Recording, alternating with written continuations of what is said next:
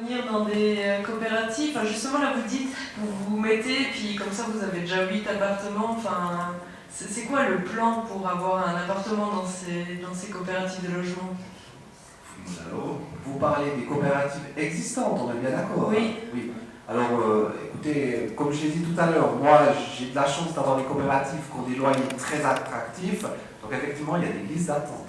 Il y a des gens qui attendent 2 ou 3 ans avant d'avoir un appartement. Et c'est vrai que systématiquement, quand on a un appartement qui se libère, on contacte les gens sur les listes d'attente. Mais attendre 2 ou 3 ans, c'est un bon investissement, disons, d'une certaine manière. Tout à fait. Non, mais il faut qu'on prenne des parts de marché, c'est pour ça. Il faut qu'on construise plus de logements coopératifs.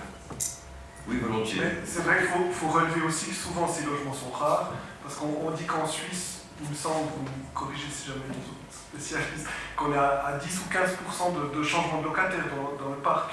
Ça veut dire que toutes les années, il y a 10 à 15% de turnover de locataires qui changent de logement, tandis que dans les coopératives, en tout cas dans celles où je siège au conseil d'administration, c'est beaucoup plus faible. Donc du coup, il y a aussi souvent moins de frais de rénovation, parce que quand il y a un changement de locataire, on fait des rénovations, mais c'est aussi que c'est des logements très recherchés. Donc ils se libèrent pas très souvent. Et justement, par rapport à ce que vous aviez évoqué au départ, il me semble quand même que la location dans les coopératives s'inscrit plutôt sur le long terme. Oui. Ce qui est normal, mais ce qui n'est pas forcément négatif, à mon avis, parce qu'il y a justement une espèce de réseau social qui se tisse, peut-être aussi pour les personnes âgées, un peu de l'entraide. Et on est aussi sur une base solidaire, parce qu'on évoquait tout à l'heure les rénovations. Peut-être qu'il y a une rénovation par étape, on le vit dans une des cités, où nos loyers servent à payer une rénovation sur un immeuble, et un autre immeuble où on paye un loyer sera rénové que dans 3 à 4 ans. Et du coup, il faut quand même s'inscrire sur le long terme, parce que sinon on se dit je paye un loyer, mais mon logement il est pas rénové avec ce que je paye. Enfin, il y a vraiment cette notion en tout cas de solidarité. Puis je pense du coup on s'inscrit plus sur le long terme que dans le fait de bouger très fréquemment.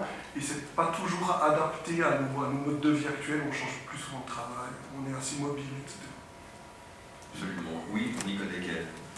Alors, par rapport aux anciennes coopératives qu'on appelle les coopératives historiques, il en existe beaucoup en Suisse allemande, puisque là, ils ont un immense avantage dans une région comme Zurich, qui sont à 25%.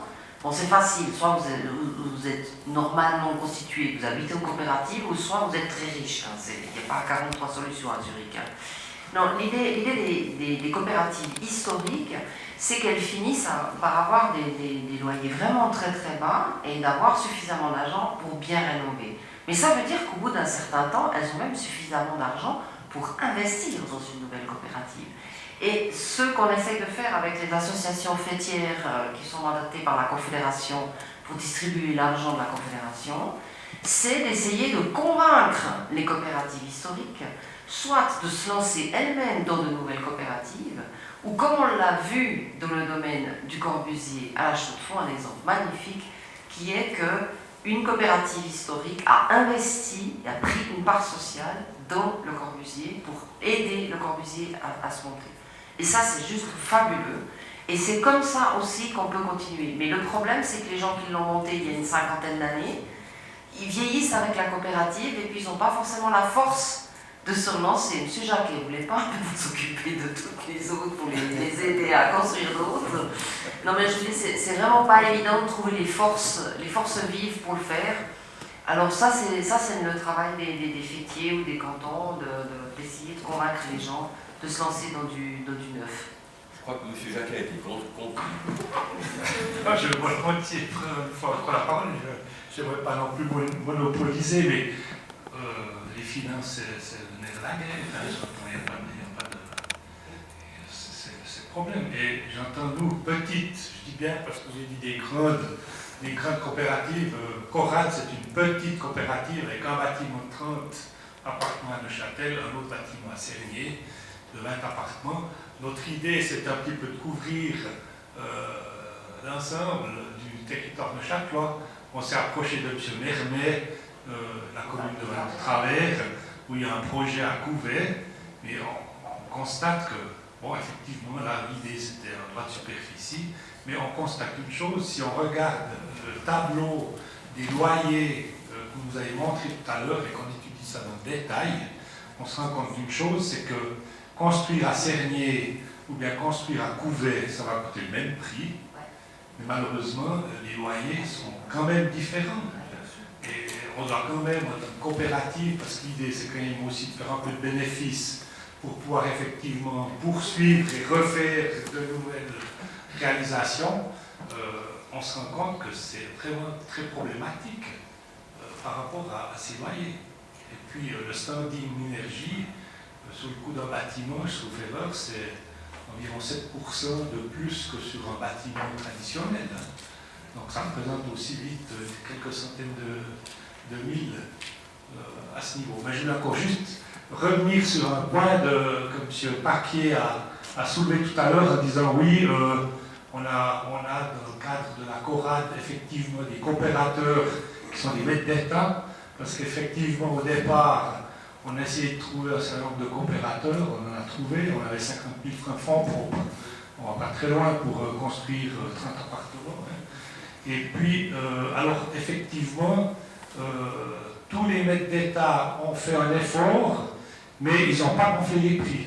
Ça, je peux vous l'assurer, parce que on a effectivement, dans ce cadre-là, comme le comité de cette coopérative ne sont pas des professionnels immobiliers, on s'est assuré un architecte, on s'est assuré un pilote financier que Monsieur Paquier connaît bien, puis certainement des personnes dans cette assemblée aussi, M. Lanfranchi. Je peux vous dire que ces entreprises, on les a pressurisées pour obtenir des prix, et une fois que les prix étaient obtenus, on leur a demandé 5% comme part sociale, ce qui nous a permis effectivement de trouver les 500 à 600 000 qu'il nous fallait comme fonds propres. Je ne visais pas ces coopératives-là. Moi, je voulais peut-être juste me permettre de vous faire remarquer quelque chose. On a réévoqué une particularité de Châteloise tout à l'heure, c'était la coopérative qui prend des parts sociales pour une somme importante pour faire démarrer le projet Corbusier. Je veux dire qu'en Suisse romande, on n'a jamais vu ça. Les Uriquois le pratiquent.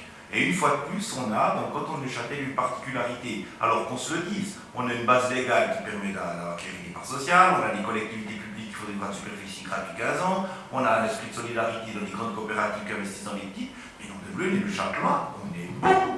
Il faut qu'on se le dise, parce qu'on est toujours en train de s'autoflageller avec nos sagas politiques puis notre faillite de Xamax, mais là, on est très fort. Alors quand je dis ça à Genève, ça n'a pas le même poids, parce que déjà quand j'ouvre la bouche avec mon accent, ils se foutent de ma gueule, ce qui m'énerve beaucoup d'ailleurs, mais il faut qu'on se le dise. Et là, je trouve que nos médias ne jouent pas leur rôle. À ce niveau-là, on est excellent. Donc vous êtes très bon, mis à part les médias. En gros. Vous êtes journaliste? Je n'ai pas dit ça. Et en fait, la solution, si je comprends bien, c'est que la personne qui gère les coopératives historiques soit la même que celle qui gère la nouvelle coopérative. Là, il y a une possibilité. Alors pour moi, c'est très volontiers, il n'y a aucun souci. Non, mais effectivement, je crois que ça facilite la mise en contact. Et puis je crois que quand on est une société coopérative historique qui fonctionne bien, on se doit, comme ça a été dit, de s'assurer de la pérennité des sociétés coopératives. Et puis si on n'a pas l'envie ou les possibilités de construire d'autres bâtiments pour sa coopérative, ben, c'est soutenir de nouvelles coopératives. On l'a dit, il y a un esprit de collégialité qui doit être au sein de la coopérative, mais aussi entre les coopératives, au-delà des frontières de nos murs d'immeubles, et même communales ou cantonales. Voilà. Vous voyez, vous pouvez poser toutes les questions que vous voulez.